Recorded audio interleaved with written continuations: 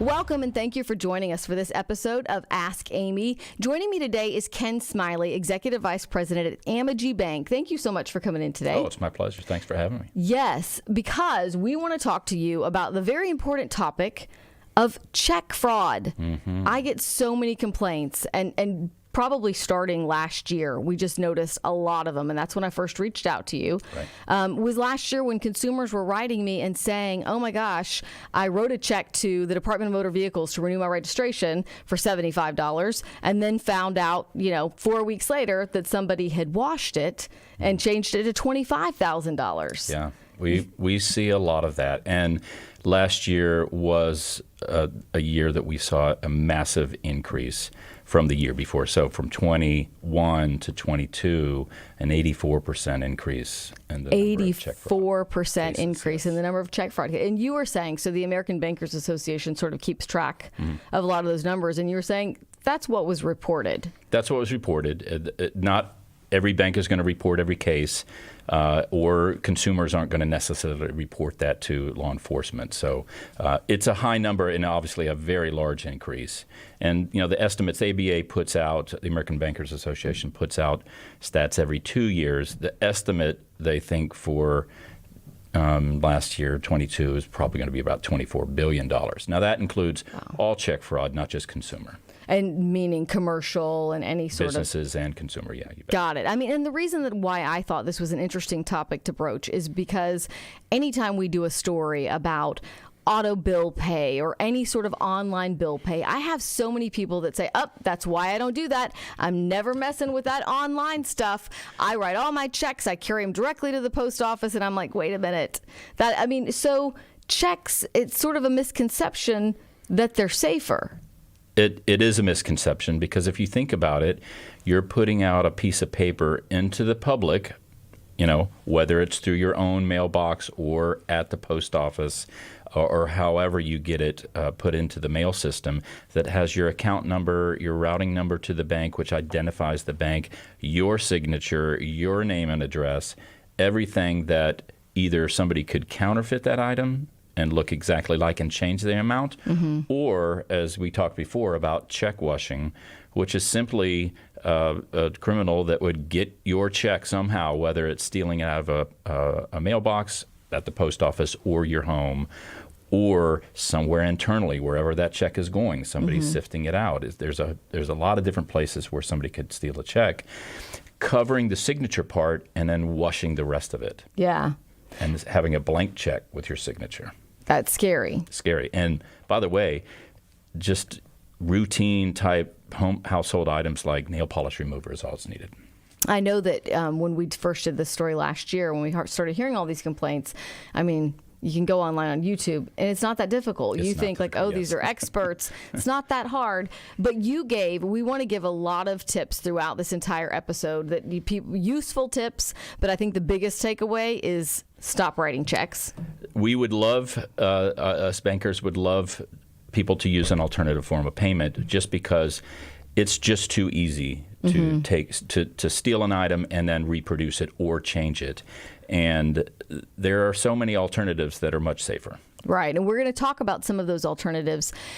For people who are watching this and you say that's not going to happen to me, or how could that happen to me? Just to give a couple of examples, I'll give a couple on stories we've covered, and I'm sure you have a zillion examples. Yeah, we do. One was a gentleman who wrote a check to the IRS for taxes, and he was paying early. He owed taxes, quite a large amount of money, but because he was making his payment early, he wasn't expecting to hear from the IRS. That's right. His check cleared. He's not in online banking, but he looked at his statement and saw that, the check cleared, and it cleared for the amount I wrote it for. And then that was in July. And then fast forward to December when the due date passed and the IRS says, you owe us this money, right, and we're going to start attaching penalties. He's like, what are you talking about? I sent that 6 months ago. Goes down to the bank and sees that check did clear, but what the thieves had washed and changed was who it was made out to. That's right.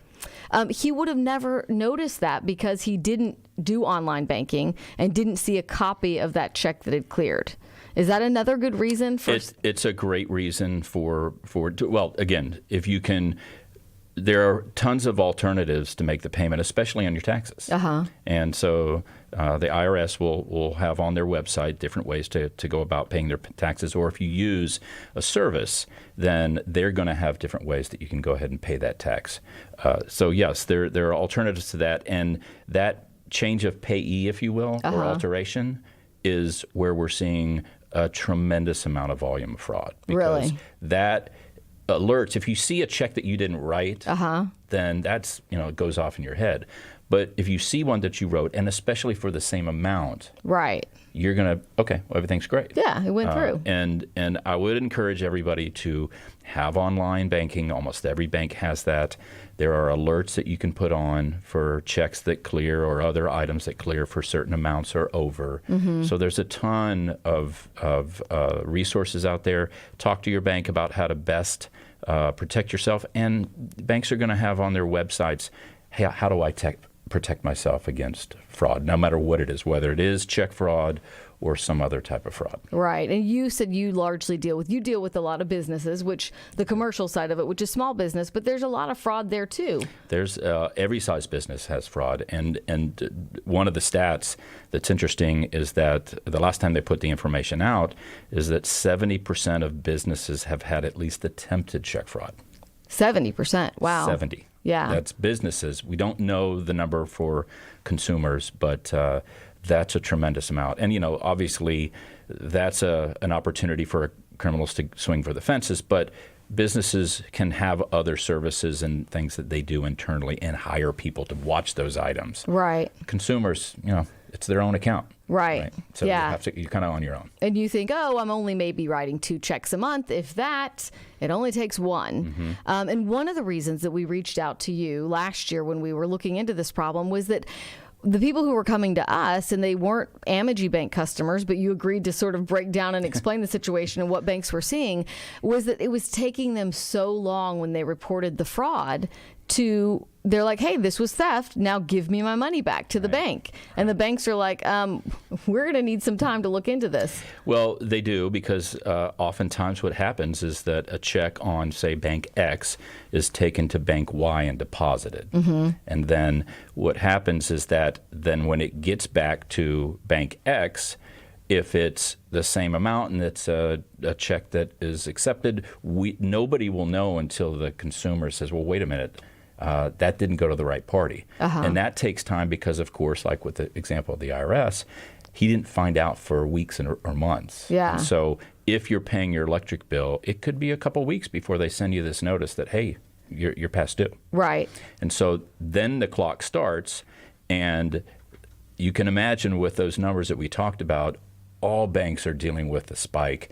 And it does take some time, and it could take up to 90 days to get some sort of feedback from the bank for which the check was deposited. So it's tough on everybody for sure. The consumers, it's bad because people could have been frauded out of all the money in their account, and then from the bank's perspective, is just trying to figure out, hey, where do we need to put the responsibility? There are, Reg CC, not to get in the weeds, but there are different rules depending on if a check has been altered, meaning that the name was changed, or if it was just a counterfeit, a new check made off of a copy that was stolen or somehow. Right. And so all of these increases in fraud include both of those variations? Oh, absolutely, yeah. Okay. And the scary part is that oftentimes what happens, so these checks might be stolen, then an image could end up on the dark web, and it's sold. Or it could be given to somebody. If it's washed or not, what can happen is that image could just be used to produce new counterfeit checks. Okay, we have some, I won't say great examples, but we have examples of that happening, of criminals stealing checks out of Houston mailboxes. They end up on the web for sale.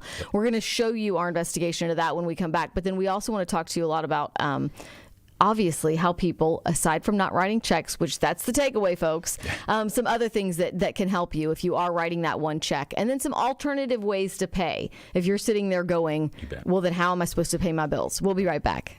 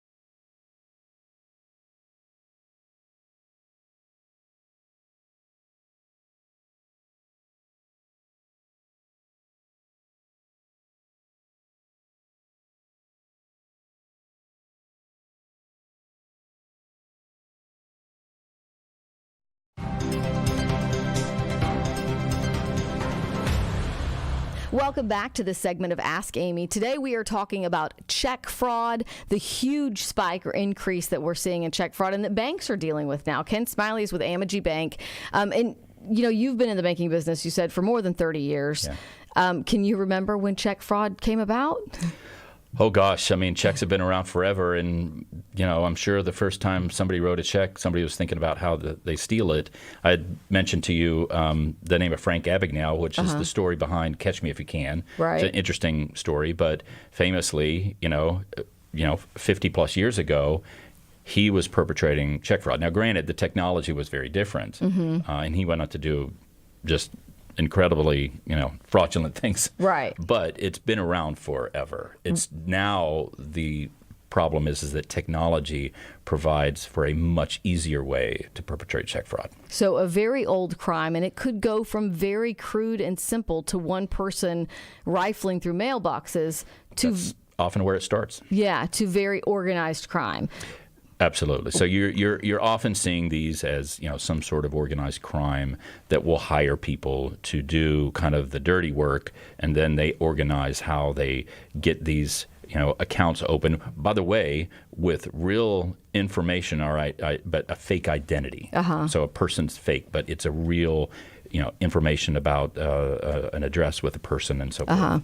So I want to show people an investigation that we aired that kind of explains, if you're having a hard time putting your mind around sort of how this happens. This was all about, we started our investigations into check washing. That's when we interviewed Ken Smiley. And then we're like, wow, we keep getting these. Yeah. And then someone with the Postal Service reached out to us, the Postal Police, and was like, it's huge with the Postal Service. Take a look.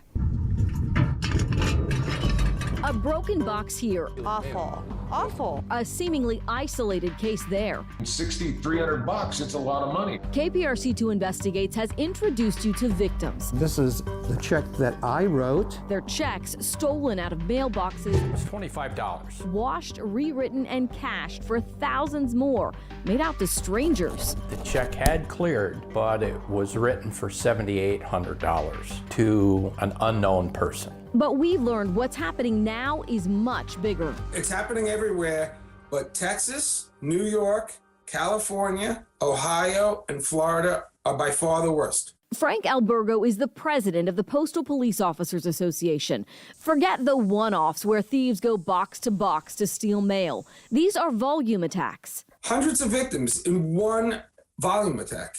It's a serious problem. Thieves are robbing mail carriers at gunpoint all over the country. Mailman, can you call the police or help? This mailman in East Houston asked homeowners to call police seconds after he was robbed on his route. Thieves want the mail, but they're also after these arrow keys. An arrow key can give access to all the mail in a zip code. One arrow key can open hundreds of mailboxes and these blue Postal Service boxes. Just last week, deputies arrested this pair in a traffic stop on the Sam Houston Tollway on the east side.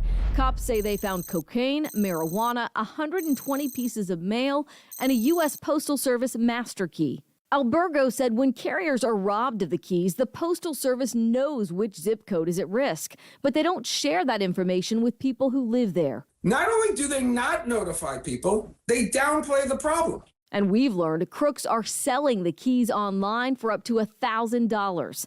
They also buy and sell checks from stolen mail in messaging apps like Telegram and WhatsApp. It's where this picture was posted. 5 checks for sale. 4 of them dropped in this West Houston mailbox days earlier. Hi, yes, this is Amy Davis with KPRC.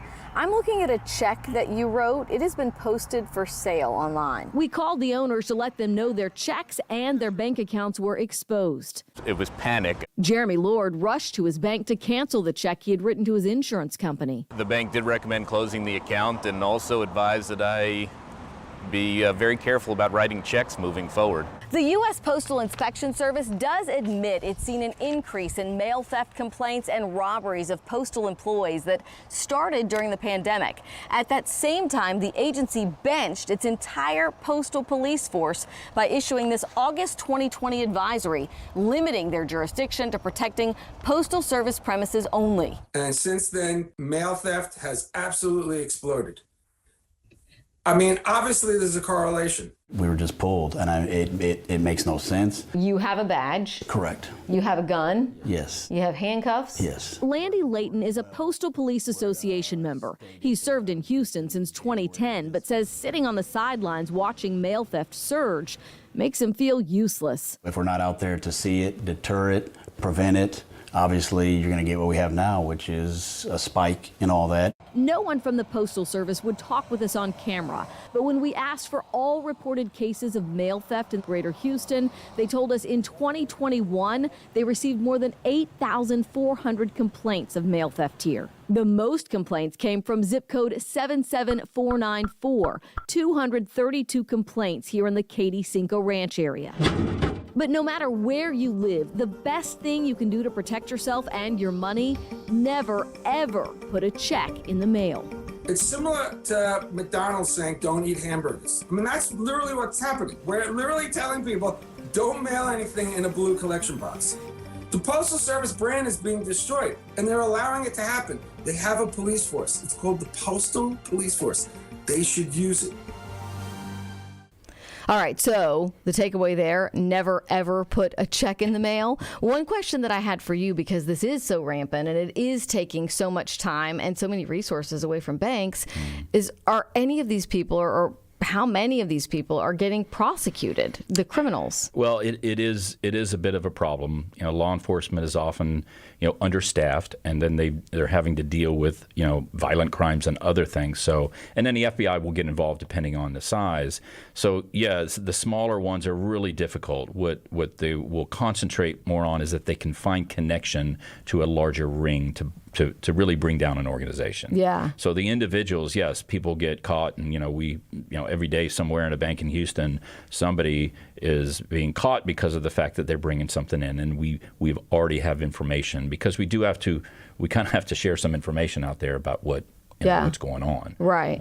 We're all in it together. Yeah, and we had mentioned when people call frustrated, they're like, the bank knows who cashed that check. I mean, they had to have, I see that, somewhere along the way, they learned from a teller or somebody that it was deposited into an account at such and such bank.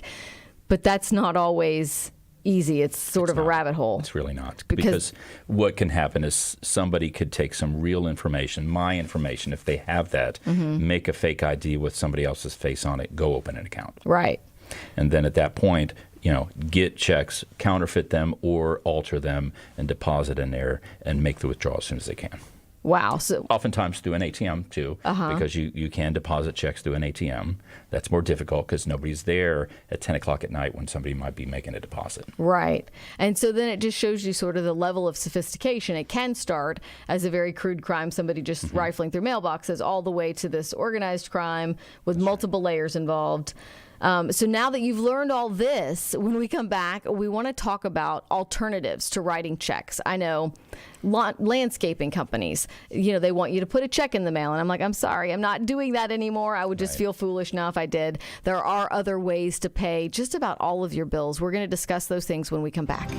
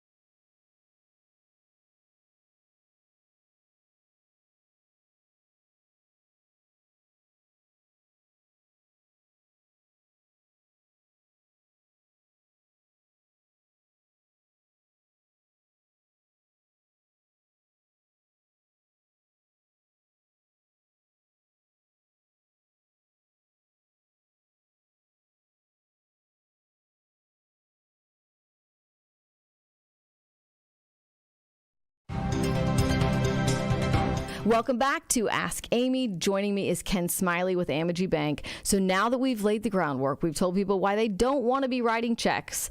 They're sitting at home saying, okay, well, I really don't like that whole internet thing. I mean, and these are a whole generation, not even just a generation, a lot of people that just are afraid and they think that paper check is safer. So, and it's something they've been doing for years. Right. It's so familiar. Yeah. And so how are they supposed to pay bills? What would you say? Like I'd mentioned before, most banks have some form of online bill payment or online banking. I would check into that because those bill payments, then you're not having to write the check. You're counting on the bank or the service they perhaps might use to send a payment. And for example, like with an electric company, that's not going to be sent as a check. It's going to be electronic from that bill payment service. In addition, so things like, you mentioned the landscaper. Well, see if they have Venmo, or you could use your bank app. By the way, if they have online, there's going to be some sort of app that you can use, and Zelle and other forms of payment that are electronic, as long as you have the right information, they'll give you that because they then don't have to take, remember, if you're paying your landscaper, usually they want to get the payment in the bank as soon as possible. Right. If you pay them electronically, you can get that money a little bit quicker. And then they don't have to go back to the bank and deposit that. Right. Very good point. Yeah. So that's probably, if folks that are used to writing checks, that would be a really good way, is that bill payment system. I do realize that, for some, look, our young bankers that come in, I ask them, hey, who's written a check? And most of them don't raise their hand. Really? So if you're getting, people in their early 30s and younger, they've never written a check in their life. Right. So they're very used to this. But folks that have been doing it for a while, there's a little bit of a learning curve, an apprehension, absolutely. And there are, you don't have to do the auto pay. You don't have to set up a whole bill system. For example, some of those bills that are less regular, tax season is coming up. Everybody's thinking about taxes with property appraisals that just came out.